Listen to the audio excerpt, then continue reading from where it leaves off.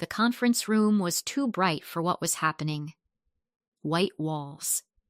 A glass table. A bowl of oranges nobody touched. And right in the middle of it, my career being folded up like a paper map and put away. Evan Rourke sat at the head of the table with his sleeves rolled up like this was just another Tuesday. He was our VP of Product and Delivery, the kind of man who spoke in smooth lines and never sweated in meetings. Beside him was Priya from HR, holding a thin folder like it weighed nothing. Across from me, Sloan Mercer sat with a laptop open but not really looking at it. Early 30s. Perfect hair. Clean blazer. The company's new favorite face. I kept my hands flat on the table so nobody could see the small shake in my fingers. Evan slid the folder toward me. "Marissa," he said, "like we were old friends. We're going in a fresh direction.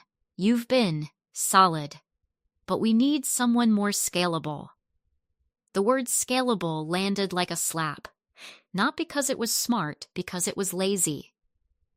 It was the kind of word you use when you don't want to say, "I want someone younger. Someone flasher, someone I can control." My name is Marissa Hale. I was 46 years old, and I was the lead systems architect who designed the company's new $12 million enterprise app. 12 million. That number had been on every slide deck for 6 months. Evan loved saying it out loud. 12 million invested. 12 million platform. 12 million future. But when he looked at me now, I could see it clearly. They loved the platform. They did not love the person who built it. Priya cleared her throat, already moving into the soft voice HR people use when they want to sound kind while doing damage. "This isn't about performance," she said. "It's a restructuring decision. We're offering severance, continuation of benefits for a limited time, and career transition support." I stared at the folder. It was thin because the decision was simple for them. Thin because they didn't have to carry what I carried. My phone buzzed once on the table. I didn't even need to pick it up to know. My stomach did that small drop it always did when something changed in production. I turned the phone face up. A badge reset email. Timestamp. 10:14 a.m. I was still sitting in the room, and they were already cutting my access. Evan followed my eyes and smiled like it was nothing. "Standard process," he said. Sloan didn't smile. She didn't need to. Her whole posture said, "This is how the world works. People leave. People get replaced." I looked at Evan. "You're doing this today." He spread his hands, almost apologetic. "We need to move fast. We can't afford drag." Drag. Like I was something heavy. Like I was the reason projects slowed down. Not the one who kept them from failing. I opened the folder. The numbers were there. The severance was real, but it was small. Not insulting enough to cause a scene. Just small enough to remind me they believed I would take it quietly. And then, tucked into the language, a line that felt personal even though it was typed. "You built it, but you don't own it." My throat tightened. Not because I thought I owned their code. I wasn't naive. I knew what work for hire meant. It was the tone of it, like I should be grateful they let me touch something important. I took a slow breath. I didn't give them the reaction they were expecting. I didn't cry. I didn't beg. I didn't argue. I asked one question, calm and plain. "Who is taking my on-call rotation and production access tonight?" Evan blinked, like he hadn't thought that far. Then he leaned back and gave me that easy smile again. "The team's got it." I waited. "Which team member? Who has the escalation contacts? The vendor keys? The access for the rollback pipeline?" Sloan's eyes flicked to Evan. Quick. A tiny crack of worry. Evan's smile stayed in place. "We've planned for continuity." That was when I knew they hadn't. Because I was the continuity. I stood up slowly. My chair barely made a sound. I closed the folder and slid it back toward Priya without signing anything yet. "I'll review this," I said. "And I'll follow up through email." Evan nodded like that was reasonable, like he hadn't just pulled a floorboard out from under me. I walked out of the conference room with my head high, even though my chest felt tight. In the hallway, people looked away. Not because they hated me, because they were scared of catching whatever was happening to me. At my desk, I packed my laptop, my notebook, the framed photo of my daughter in her college sweatshirt. 11 years in a cardboard box. In the elevator, I watched my reflection in the metal wall. I didn't look angry. I looked tired. The kind of tired you get from being useful and invisible at the same time. The doors opened to the lobby, and I walked out like I belonged there. Because I had. In my car, I sat for a moment with my hands on the steering wheel. My phone buzzed again. Another automated alert, one of the last ones my personal number still received. I stared at it and whispered. So quietly, even I barely heard it. They have no idea what they just removed. And somewhere inside that building, the platform was still running. For now. I'm not going to drown you in tech terms, because this story isn't about fancy code. It's about dependence. The app I built wasn't a cute little mobile tool. It wasn't a side project for marketing. It was the main platform the company used to take in client orders, confirm payments, update inventory, and push shipping requests across 3 regions. If that app stopped, the company didn't just look bad. It couldn't function. Leadership sold it as unbreakable. Evan loved that word. He used it in meetings like it was a promise carved into stone. Clients believed him because the app usually did run like a machine. But the reason it ran smoothly was not Evan. It was not Sloan. It was the quiet work nobody put on slides. The project became a $12 million monster because of 2 things: big promises and rushed timelines. We had a major client, one of those names you don't say casually, threatening to leave unless we modernized. So leadership went all in. New platform, new dashboards, new real-time everything. Evan demanded features before the foundation was ready. He'd say things like, "We'll build the plane while we're flying it," and everyone would laugh like it was bold. It wasn't bold. It was dangerous. My job was to make sure the plane didn't break apart in the air. I built the core structure. I designed how data moved, where it was stored, and how we could recover when something went wrong. I mapped failure points like a weather forecast, because in systems like that, failure isn't a surprise. It's a calendar event. It's just a question of when. I also built a safety plan. Not a perfect one, because nothing is perfect, but a real one. Monitoring that could catch trouble early. Steps to reduce load when traffic spiked. A clear rollback path if a release went bad, and most nights, I was the one checking it. Not because anyone forced me. Because I couldn't sleep when I knew the platform was fragile and people were pretending it wasn't. At 46, I didn't bounce back from overnight work the way I did at 30. I had a mortgage. A daughter in college, a body that hated me when I stared at screens until 2 Boagalacco a.m. But I kept showing up because I believed stability mattered. And because I didn't want my team, good engineers, good people, to take the blame for leadership's shortcuts. Here's the part nobody saw. The platform ran because I carried invisible habits, quiet nightly checks to make sure the batch jobs finished cleanly. Vendor calls when a service started acting weird before it fully failed. Little adjustments before big clients noticed anything. A don't wake the client's mindset. I would rather fix a problem at 1:30 a.m. than explain it at 9 Daco a.m. On a tense call with executives watching, over time, the company started to depend on those habits like they were guaranteed. But they weren't guaranteed. They were me, and there were a few things that were still too tied to my hands. Not because I wanted power, because leadership didn't want to spend time doing the transfer correctly. A short list of production keys.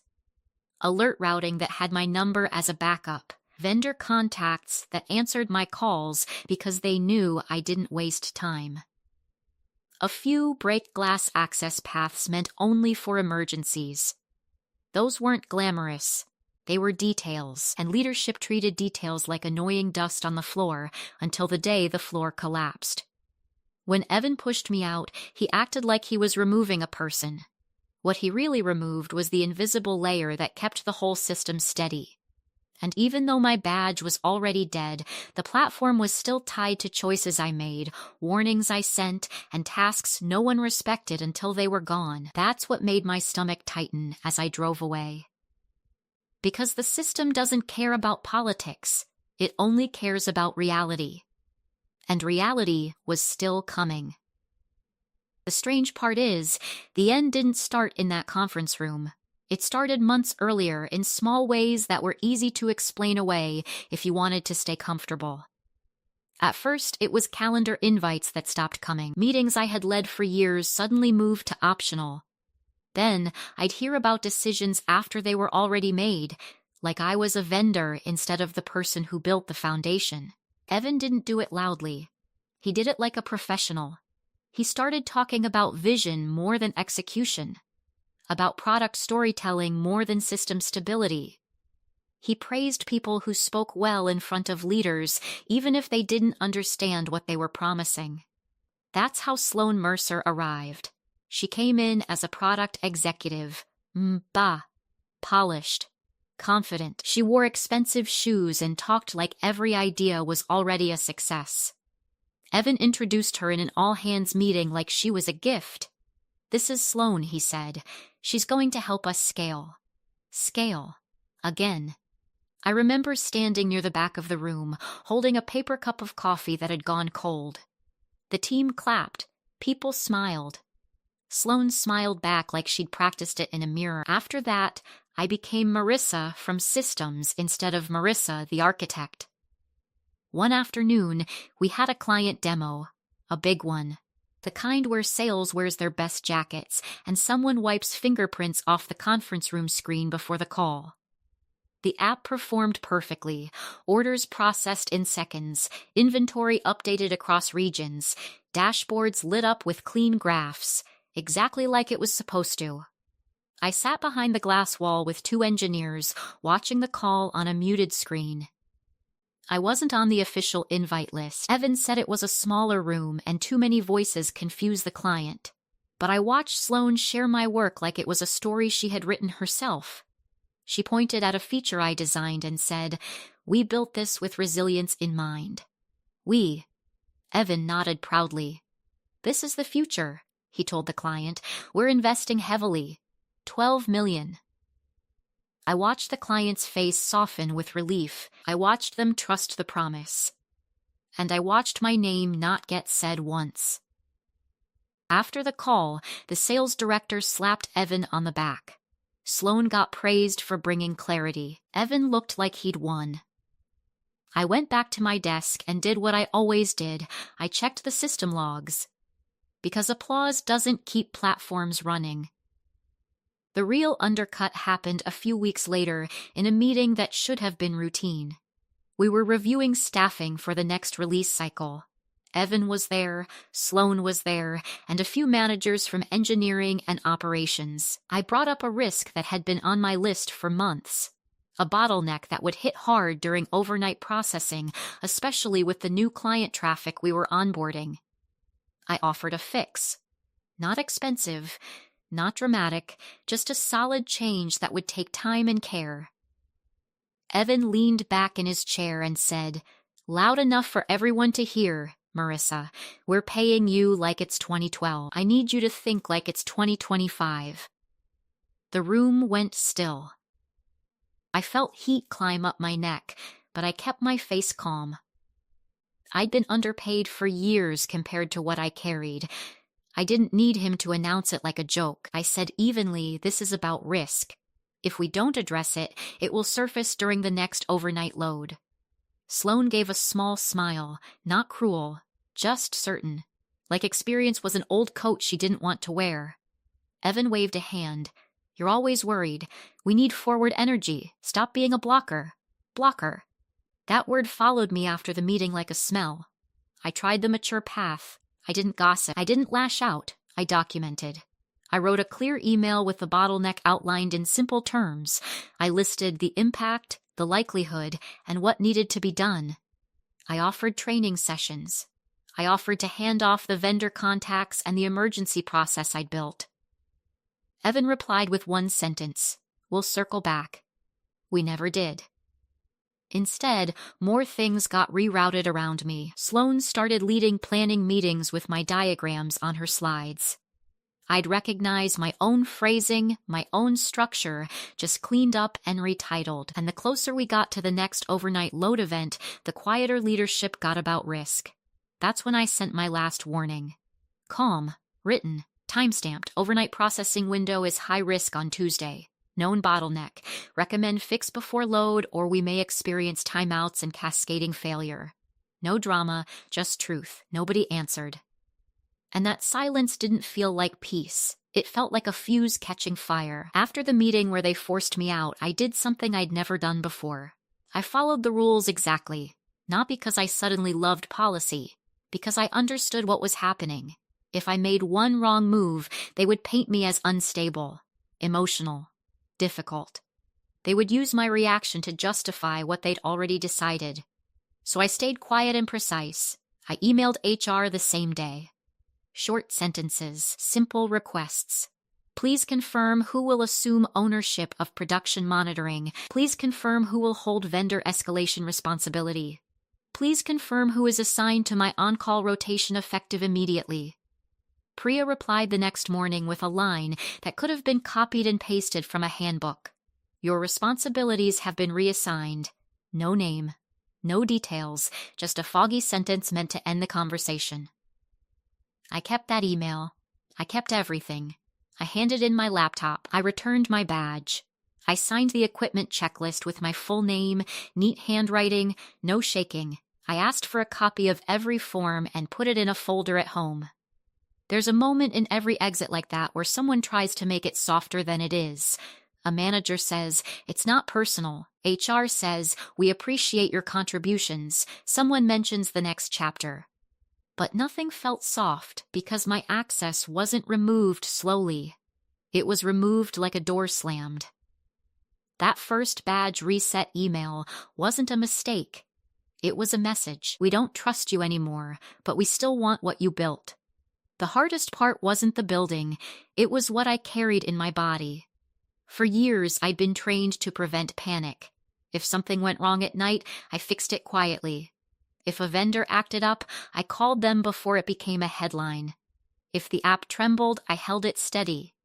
Even when leadership treated me like furniture, I still protected them. I protected the company's image. I protected my team. I protected clients from chaos. And then, sitting at my kitchen table the first evening after I left, I realized something I didn't want to admit.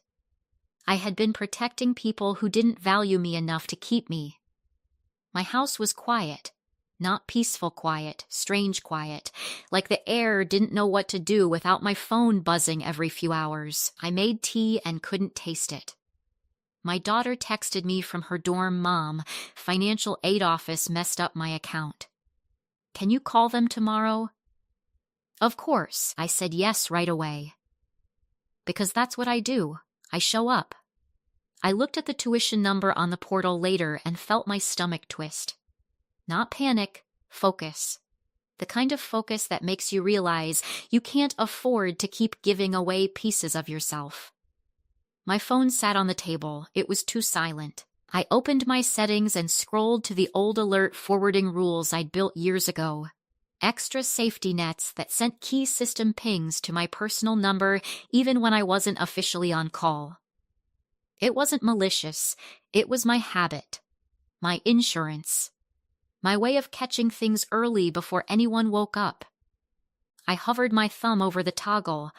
I thought about reaching out to one of my engineers just to warn them one last time. Just to say, please watch Tuesday night. Please make sure someone has the vendor key. And then I remembered Evan's smile when I asked who had my on-call rotation. The teams got it. He said it like my concern was cute, like I was overreacting. I felt something settle inside me. Not anger, not revenge, acceptance. If leadership wanted me gone, they also wanted the risk that came with removing me. So I turned off the extra forwarding. I removed my number from the unofficial chain. I let the official system be the official system. I sat back in my chair and stared at my phone for a long moment, almost waiting for guilt to hit. It didn't. What hit was sadness. Clean sadness. Because I understood the truth at last. I was never part of the family. I was the safety net they pretended wasn't there. And now, the net was gone. At midnight, the platform would do what it always did. It would depend on whoever was awake enough to catch the first sign of trouble. I slept like someone who had been holding her breath for years and finally let it out. No laptop glow. No midnight pings. No half dreams where dashboards turned red. Just darkness. Quiet. And the steady sound of my ceiling fan. That's the part people don't expect. They think I was lying there hoping something would break. I wasn't. I was exhausted, and for the first time in a long time I wasn't being paid to be afraid. Inside the company, Tuesday night moved forward like it always did. The platform hit its overnight processing window, the heavy work that happens when most customers are asleep. Orders get reconciled, inventory numbers get balanced, payments get confirmed and pushed through. It's not glamorous. It's the part no one claps for. It's also the part that can crush you if it goes wrong. Around 2:40 a.m., the load started building. A known bottleneck tightened, exactly like I described in my email. One queue got backed up, which pushed pressure into the next service, which slowed responses for the whole pipeline. By 3:05 a.m., the first timeouts began. A request didn't finish in time. Then another. Then dozens. Orders stopped flowing cleanly. Inventory stopped updating across regions. Payment confirmations hung in the air like unanswered questions. At 3:15 a.m., the monitoring system finally did what it was built to do. It screamed. Alerts fired in waves, messages meant to reach a human fast enough to stop a small problem from turning into a full outage. But the alerts went to a chain no one properly updated. The primary on-call engineer had changed. The escalation list was half old, half wrong. One number was missing a digit. Another still pointed to a team inbox nobody checked at night. And one key step, vendor escalation for the service that handled traffic routing, still pointed to me. Because I had always been the last line. Except I wasn't anymore. The new on-call engineer tried to log in and got blocked from a critical console, not because he was careless, but because access wasn't something you could guess in a crisis. It had to be granted ahead of time. He tried again. Different account. Same denial. He called his manager. The manager called operations. Operations called security. Security said, "We'll open a ticket." At 3:21 a.m., they realized the ticket wouldn't save them. They needed the vendor key reset. They needed the emergency access path. They needed the one person who knew where the hidden trapdoors were and which ones were safe to use. They needed me. I didn't know any of this yet. Because my phone stayed silent. No on-call routing. No extra forwarding. No unofficial safety net. Just sleep. At 3:28 a.m., the first unknown call hit my phone. Then another. Then another. I woke up confused, heart already speeding up like my body recognized trouble before my mind did. My screen was filled with missed calls from numbers I didn't have saved anymore, a few voicemails. I sat up, blinking, and pressed play on the first message. Evan's voice came through thin and strained. Nothing like his daytime confidence. "Marissa," he said, "too fast. We need you. Call me now." I stared at the phone, the room still dark, my breath loud in my own ears. Another voicemail. This one was Sloane. Her voice was smaller than I'd ever heard it. Marissa, we can't get the system back. We can't get access. Please call, please. I didn't feel joy. I didn't feel triumph. My stomach dropped.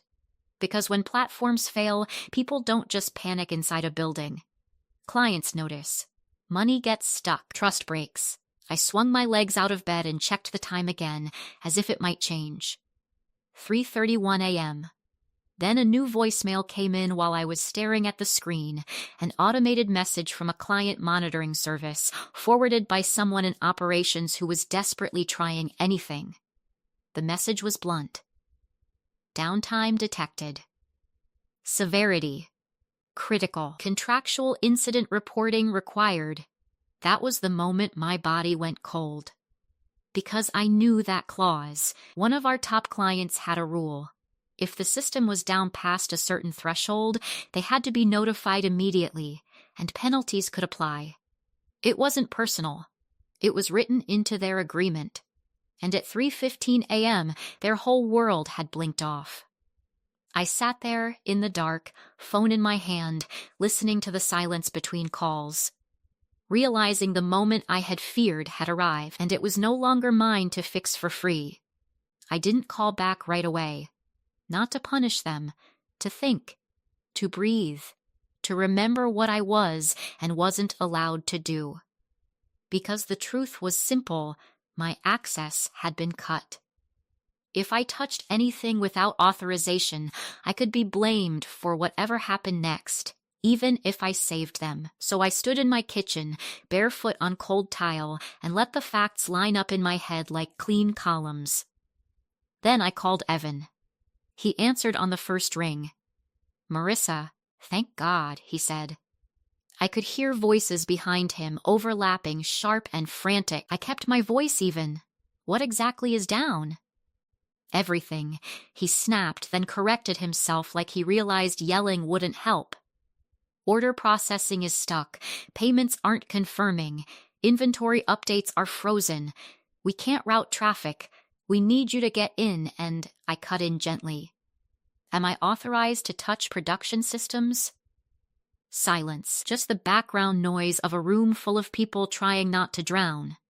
Evan exhaled hard. Your access is terminated. But we can.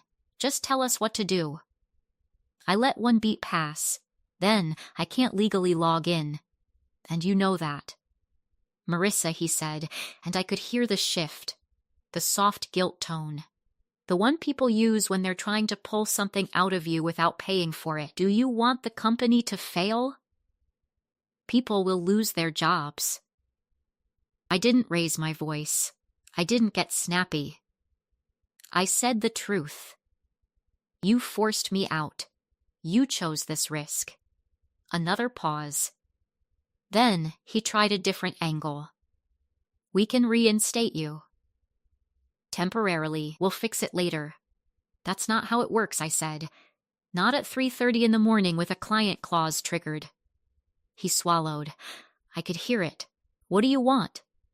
I looked at the clock on my microwave like it was a witness. I want a written contract, I said. Emergency consulting.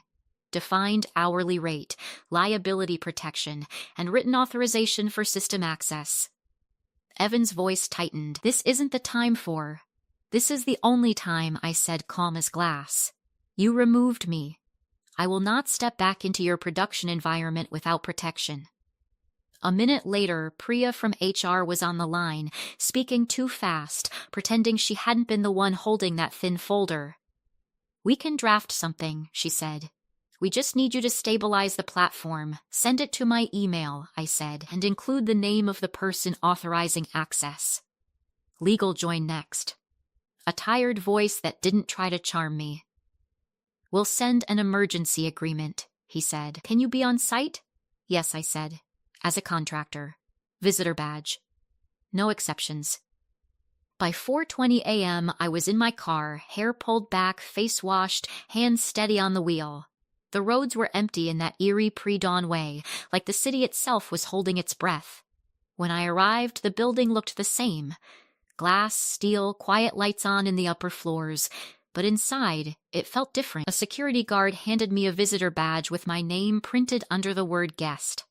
11 years, and now I was a guest. I walked into the war room and saw the faces I'd spent years protecting, pale under fluorescent lights, coffee cups everywhere, monitors flashing red. Evan stood up too quickly. Sloan didn't meet my eyes at first. No one joked. No one smiled. I held up my phone. Do I have the signed authorization? Legal nodded and slid a printed agreement across the table. My rate was there. The liability language was there. The access approval was there, with a real name attached.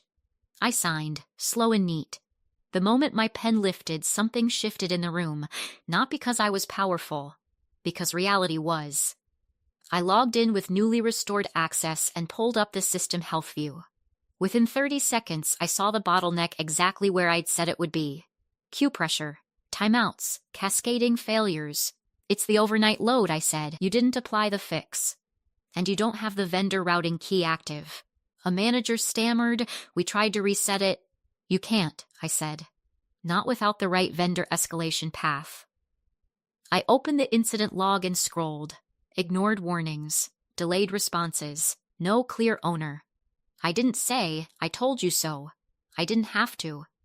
Because now, every mistake was time-stamped, and the only way out was to do the steps I had already written down months ago. This wasn't magic. It was ownership, and for the first time in years, they were going to pay for mine. By 5:10 a.m., the platform wasn't healthy, but it was breathing again. Orders started moving in small batches. Payment confirmations began catching up. Inventory updates flickered back to life like a city after a blackout. The red graphs on the wall screens slowly shifted toward yellow. People exhaled like they'd been underwater. Evan tried to clap his hands once, like a coach ending a bad halftime. Okay, great. We're stabilizing. Let's keep this tight. Tight in Evan's language meant controlled. It meant the story would be managed. Because the outage wasn't just a technical event. It was a reputation event. It was a money event. It was a somebody is going to be blamed event. I saw it in the way Evan kept looking at the door, like he expected the board to walk in any second. I saw it in the way Sloan sat very still, hands folded, not touching her laptop the way she used to, like confidence could be switched off if you didn't move. When the worst of the fire was out, Evan stepped closer to me, lowering his voice. We need to be careful about how we frame this, he said. It was a random incident, a rare spike. I stared at him for a second. It wasn't random. His eyes narrowed, just a little. Marissa. I documented this, I said. Still calm, months ago. With dates. Sloan finally spoke, soft and tight. This kind of thing happens. Technical debt, it happens when warnings are ignored, I said. I didn't say it like an insult, I said it like a fact. And when ownership is removed without transfer. Evan's jaw worked like he was chewing down anger. Then his phone rang, and he turned away. The client call came in at 6:02 a.m. Not a casual check-in, not a friendly how's it going. An emergency bridge call with our top client, their operations lead, their legal rep, and someone high enough that people in our company usually only spoke to them after rehearsing. Evan tried to take the lead. Of course he did. He opened with polished words. We experienced an unexpected service disruption, the client cut in. We're aware. We have monitoring. We want to know what failed, what you did, and who is accountable. Evan swallowed and kept going. Our teams are working. Then the client said something that changed the room. Put Marissa Hale on the call. Every head turned toward me. Evan's eyes flashed, quick and sharp. Sloan looked down. I didn't smile. I didn't gloat. I picked up the phone. This is Marissa, I said. I designed the platform architecture. The client's voice softened. Just slightly. We've spoken before. Tell us the truth. So I did. Simple words. Clear steps. No blame games. This started during the overnight processing load. A known bottleneck caused timeouts. Those timeouts stacked and spread, the routing service needed a vendor key reset, and the escalation path wasn't available internally. We restored routing, reduced load, and brought services back in order. We're stable now, and we're implementing the fix that was recommended before this load window. The legal rep asked, was this risk identified in advance? I didn't hesitate. Yes, in writing. Evan shifted beside me. I could feel him wanting to jump in, to soften it, to blur it. But the client didn't ask him. They asked me. What prevents this from happening again? The client said. I answered with a short list, proper ownership, access review, updated escalation, a scheduled fix, and real incident drills. When the call ended, the client didn't thank Evan. They didn't congratulate Sloan. They said, Marissa, send your remediation plan directly to us. Directly. That was validation in the only language corporations respect. Trust moving away from the shiny people and toward the reliable one. By mid-morning, the board was involved. Not a friendly let's learn session, a formal internal review with timelines, decision points, and documentation. And that's when my folder of emails became something else. Not just proof. A spine. They pulled the incident log. They pulled access records. They pulled my warning email with the timestamp sitting there like a quiet witness. Ignored. Then they pulled the HR timeline, my access removed while I was still in the building. Evan's choices were no longer opinions in a meeting. They were traceable events. And in a corporate world built on plausible deniability, traceable events are deadly. That afternoon, I was asked to explain one simple thing to a board member on a call. Why weren't you retained or transitioned properly? He said. I kept my voice steady. I built the system, I said. I warned them. Then they removed me and cut the only clean path to recovery. Silence on the line. Not because they were shocked, because they understood, and for the first time, Evan did too. Consequences don't always come as explosions. Sometimes they come as calendar updates. The week after the outage, Evan's meetings changed. You could see it on the internal schedule if you knew where to look. His strategy blocks disappeared. His one-on-ones with Sloan got shorter. A board member started showing up in reviews where Evan used to run the room alone. Then, on Friday at 4:40 p.m., an email went out with the kind of subject line that looks harmless but means everything. Org update, platform oversight.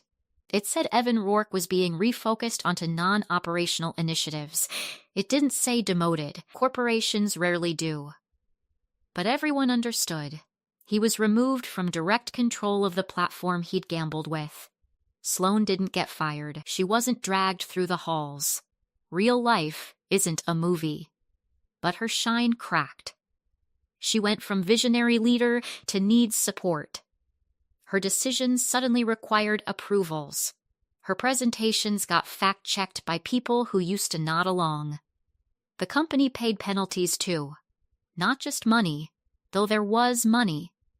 They paid in trust. The client demanded tighter reporting, more audits, and direct contact with the people who actually understood the system. The sales team had to swallow pride and start bringing engineers to calls again.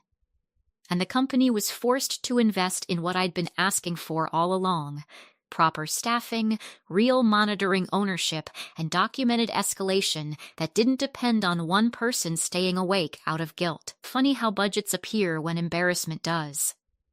As for me, I didn't win by taking my old job back. I won by not needing to beg for it. Legal asked if I would stay on as a short-term consultant to complete a responsible transition, not as a favor, as a paid engagement with clear scope. I agreed, but on my terms. A reasonable timeline, a real rate. No vague promises, no late-night hero work unless it was an actual emergency, billed as such. And I put everything in writing. Every handoff document, every access checklist, every vendor contact with backup paths, every if this happens, do this step simplified so a tired person at 3 a.m. could follow it. I trained 2 engineers properly, Slowly, with questions and hands-on practice, not rushed meetings where people pretend they understand. I set up new alert routing that didn't depend on my personal number. I built guardrails so one ignored warning couldn't turn into a full collapse. I did it because that's who I am. Not because they deserved my loyalty. Because my name was on the craft. On my last day as a consultant, I sat at my kitchen table again. Same spot. Same light coming through the window. This time the tea had flavor. My daughter called me, worried about tuition again, and for the first time I didn't feel that sick pressure behind my ribs. I'd negotiated enough to cover the semester and pay down a chunk of what had been hanging over my head. Later that night, I went to bed and didn't set my phone beside my pillow like a bomb I had to babysit. I slept. No guilt, no fear, no invisible chain. A few weeks later, I drove past the building on my way to a meeting with a different company, one that had reached out after hearing, through the same quiet corporate grapevine, that I was the person who had actually kept that platform alive. I didn't look up at the glass windows. I didn't replay old scenes. I didn't hate them. I just felt something clean in my chest. Relief, because loyalty without respect isn't noble. It's slow self-erasure. And competence without boundaries is just a way to be used until you break. They forced me out after I designed their $12 million app. At 3:15 a.m., their whole platform crashed. And the lesson was simple. They didn't lose me when I walked out of that bright conference room. They lost me the moment they decided my value was optional.